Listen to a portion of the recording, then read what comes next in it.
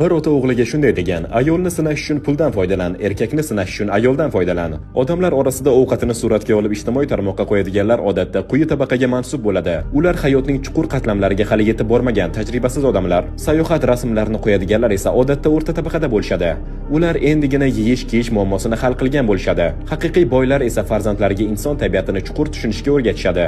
Kambag'allar esa bolalarini faqat texnik bilimlarga to'ldirishga urinishadi.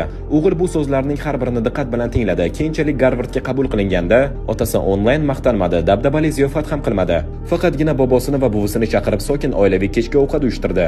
O'qishni tugatgach, o'g'il o'z biznesini boshladi. Tez orada millionlab pul topdi, uy va mashina oldi. Ammo bayram kunlari uyga qaytganida otasi hali ham qo'ni-qo'shniga va qarindoshlariga shunday der edi: "Uy ham, mashina ham kreditda, har oy arang to'laydi, qiyin hayot." Bir kuni o'g'li jahli chiqib so'radi: "Dada, nega boshqa otalar farzandining muvaffaqiyatini ko'klarga ko'taradi, siz esa doim kamtarlik qilasiz? Nima, men bilan faxrlanmaysizmi?" Ota xo'rsinib javob berdi: "O'g'lim, men qanday his qilishim mumkin emas, muhimi sen tushunishing kerak. Inson yuragi murakkab, kambag'al bo'lsang hech kim e'tibor bermaydi, boy bo'lsang uzoq qarindoshlar ham seni izlab keladi. Qarindoshlar sening baxtingni tilaydi, lekin baribir ichidan sendan yuqori bo'lishni istaydi. Bu dunyoda faqat ota-onangina sening muvaffaqiyatingdan chin dildan xursand bo'ladi. Sen ajoyib inson bo'lding, lekin hamma tengdoshlaring hali bunga erishmagan. Qanchalik yuqoriga chiqsang, shunchalik boshqalarning senga nisbatan hasadi ortadi. Kimdir ortingdan yomon gapiradi, kimdir yordam yoki pul so'rab keladi. Kamtarlik bu faqat odob emas, balki o'zingni himoya qilish yo'li."